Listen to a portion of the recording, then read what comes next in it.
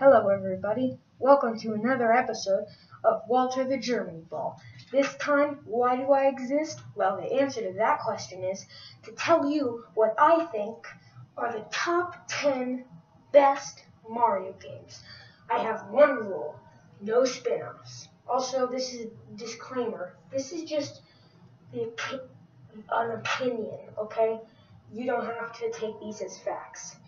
So now, for the first time ever, I'd like to present this special surprise. My friend, Hyden. Yes, he's a lot taller than me. Yes, I will be featuring him in this video, and we will be presenting the top 10 Mario games together. We have each worked together on this list, and let's get started. So, Hyden will start off with number 10. Number 10 is the original Super Mario Bros.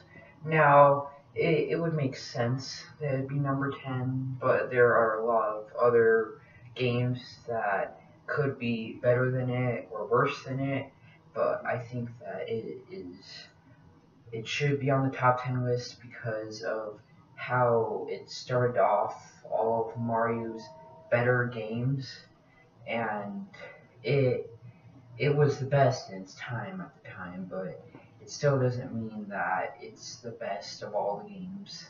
Yeah, and I mean, it basically single-handedly saved the entire video game market, so you kind of have to give it credit for that, no matter what the quality of the game is.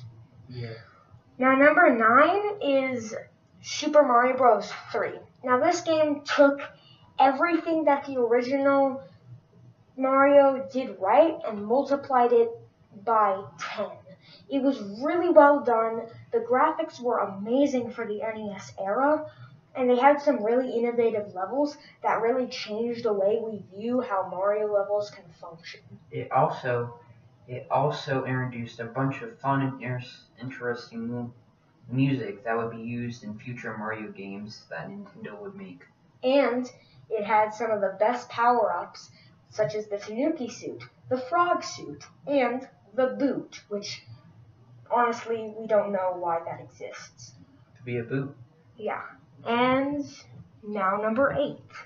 Number 8 is Super Mario Bros. U Deluxe. Now, you might argue that it's not, and there might be other games, like I said, for Super Mario Bros. But still, it is continuing off the revolutionary franchise of New Super Mario Bros.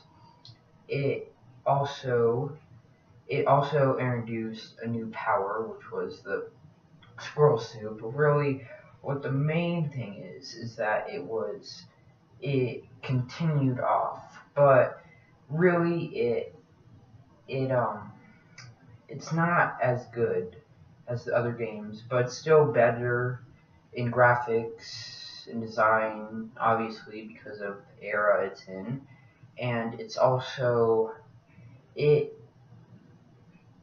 continues what people would expect at the time for games like Super Mario, like when it was still New Super Mario Bros. U, it continued what people would expect and probably made it better.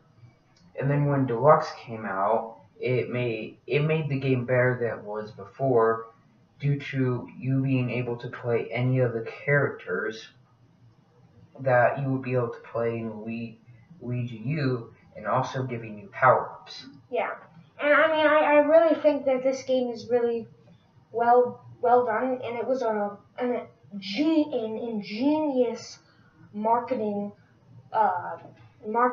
choice, because many people didn't buy the Wii U, but the people who did enjoyed this game very much.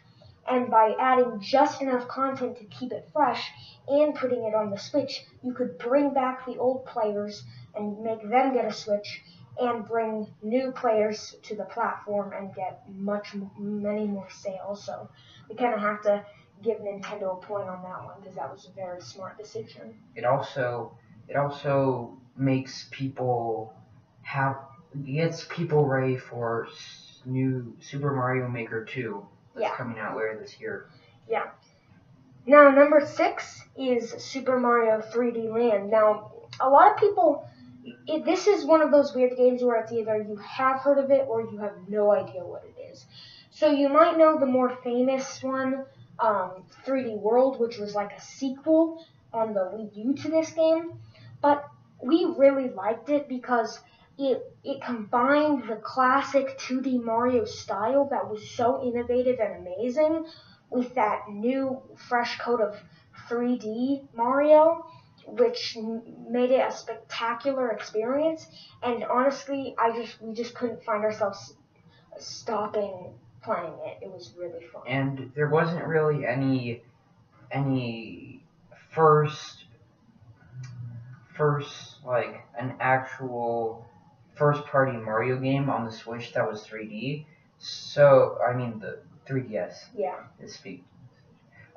But it made it so that people could play a 3D game on the go without having to be at home trying to play it, and its simpleness made that handheld game a lot funner for people that like simpleness.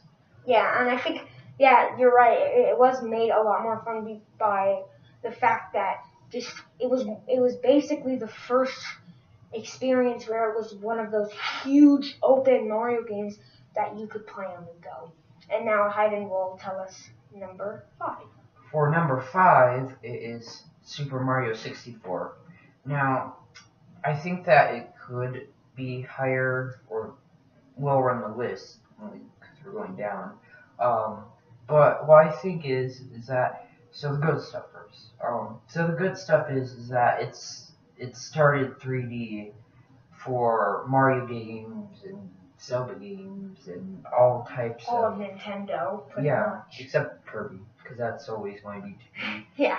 But anyway, so it started that, and it also had pretty good graphics at the time when it was on the GameCube, right? No, the Nintendo 64. Oh. And I think I honestly do think that the remake is pretty good too, because it adds a lot more new characters. But I feel like my big con with this, and I don't know if you share this as your one big con, but is that the controls are really slippery. Yeah. And no matter how delicately you try to move Mario, he'll move really far, and that just makes it hard to maneuver around like narrow spaces where, like for example, in the level Tick-Tock Clock, you're trying to walk across like narrow steel bars. Yeah, that was so annoying. Yeah. Because and you are like, you have to concentrate super hard just to not fall off. And it makes basic platforming a lot harder, and I think this is the reason for their Super Mario Sunshine that came out a year later, for they added the float and made it easier because the game that came the year before was so hard to control. Yeah, and speaking of the next generation of 3D Mario from 2002, Super Mario Sunshine, that is our number 4. And Super Mario Sunshine is really fun because it's one of those games where it's just different and in a way that makes you really want to keep playing. The levels are really well designed to be built around how you would be in that game. There's not many design flaws with the game. Their controls are much better, except the camera's very bad, which is one of my few problems. And my second big problem is that it's really, really bad. Like when I've played it, at least, I really didn't like it at first, and it took me like an hour to get used to it. And so it kind of is unwelcoming at first, but you just have to realize that it'll eventually integrate you, and it'll feel like a much better game. And something annoying from Sunshine is the 8 red coin levels and the 100 blue coin levels, which sadly came from Super Mario 64, and you had to get all the red coins Yeah. to get shine, or at least 8 red coins in a level. But then the really annoying part is that you had to get 100 blue coins per shine to get to 100 blue coins per shine, and finding the blue coins was quite hard. So it would take hours upon hours to do a 100%er if you were going to do that because of how hard the coins were to find. Yeah. And in the number 3 spot, we have Super Mario Galaxy. And we really like this game because it just kind of like, it was one of those few Wii games that actually kind of was good. The motion controls felt necessary, which is really hard to pull off in any scenario. And they did a stellar job with this game. It was super fun, very well executed, not way too hard, but also not super easy. So for people who aren't that good at video games like me, it was a very enjoyable experience because certain parts I was like, oh, this is kind of hard, but it never made me want to quit like in some of those other games like Super Mario 64, Super Mario Sunshine. Now, what I think about it is that it was one of the first 3D games that I ever got. And also, when I started playing it, I was like 5 when I played it first. I was so amazed to see how good the graphics were, or how amazing it was to be in 3D. Also, the level design was so amazing and creative. Yeah. And the best part about Galaxy, or one of the best parts, is its amazing music. You could listen to it for hours, just stay in the level, or you stay in the level and just sit there, or you could sleep.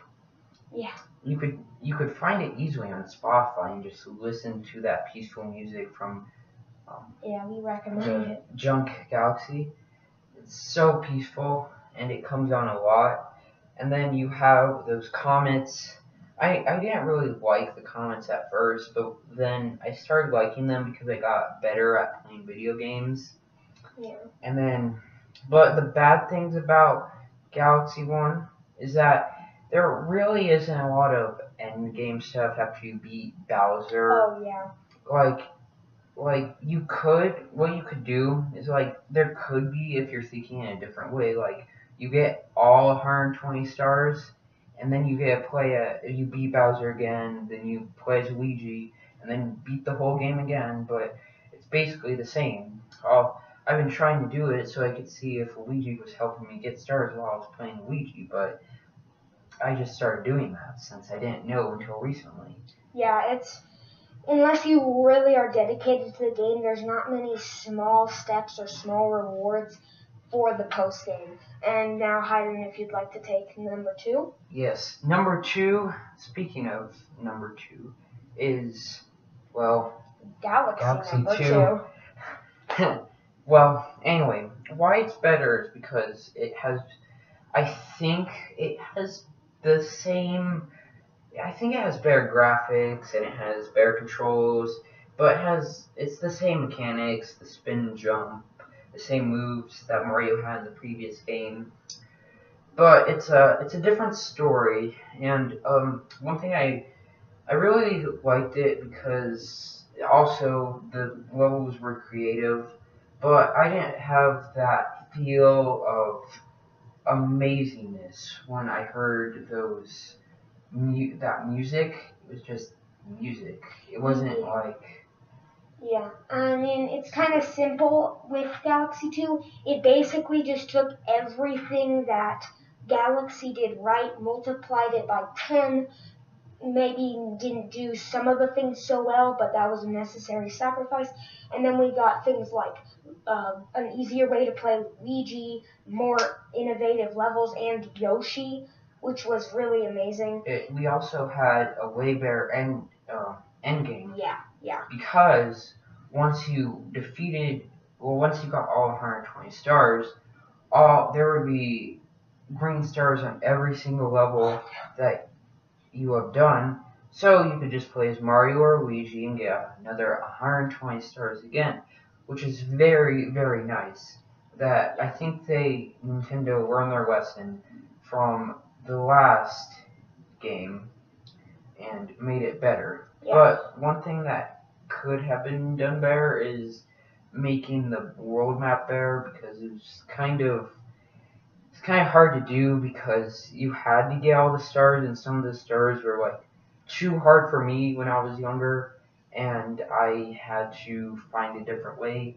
But for some reason, I got through it, and now it's harder for me now because I haven't played in a while. So Yeah, and although just one last thing I'd like to add before I move on to number one is my one big complaint is the hub world, because in Galaxy 1, the hub world felt like what a hub world should feel like. It felt like, I don't know if people watching know this, but the hub world from Banjo-Kazooie, because it feels like a level within itself that is so huge that it takes the entire game to complete it, and then you feel complete.